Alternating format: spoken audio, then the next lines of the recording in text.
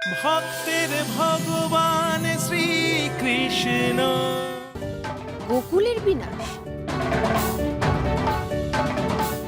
নাকি নিজের বিনাশ মহারানী প্রাপ্তি? তুমি এত বোকা, তোমার কি বোধ বুদ্ধি সব লোক পেয়েছে?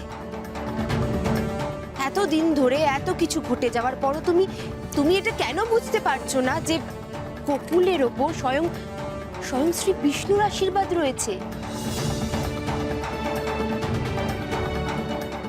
তিনি বারবার গোকুলকে নানান সংকট থেকে রক্ষা করছেন। ছি ছি ছি ছি ছি, মহারানী অস্তি, এ ভারী অন্যায়। মথুরাধিপতি কংসের মহারানীর মুখে বিষ্ণুর নাম, এ বড় বেমানান মহারানী অস্তি। আবার সেই কিনা তুমি এসছো আমার বোধ বুদ্ধি নিয়ে চর্চা করতে।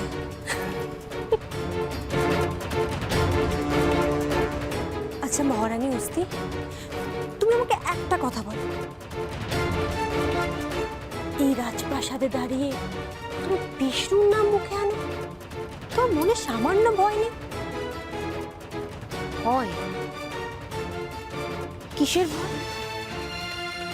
যার মনে শুভ বুদ্ধি রয়েছে তার মুখে তো বিষ্ণু নাম আসবে।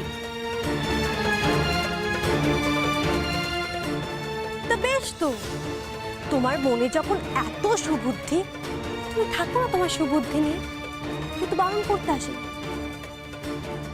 আমায় আমার অশুভ বুদ্ধি নিয়ে ভালো থাকতে দাও, কেমন? অধমে দোষ মার্জনা করবেন। বলছিলাম কি, এইভাবে এতগুলো ননির হাড়ি এখানে রেখে যাওয়াটা কি ঠিক কাজ হবে? কেন? হাড়ি এখানে রেখে গেলে তোমার কি সমস্যা হতে পারে? না মানে নন্দরাজ, ননির হাড়ি যেমন এখানেই থাকবে, ননি চোরও তো এখানেই থেকে গেল নন্দরাজ। বিপদের আশঙ্কা তো সেই থেকে যাচ্ছে।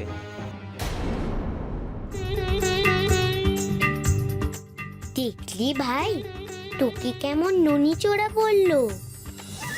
বলুক গে, যে যা খুশি বলুক দাদা, আমাদের কি, ননি তো আমরা খাবই, প্রাণ ভরে খাবো। গোপালের দায়িত্ব আমার, আপনারা নিশ্চিন্ত মনে যান। গোপালকে আমি এতটুকু ননি ছুতে দেব না।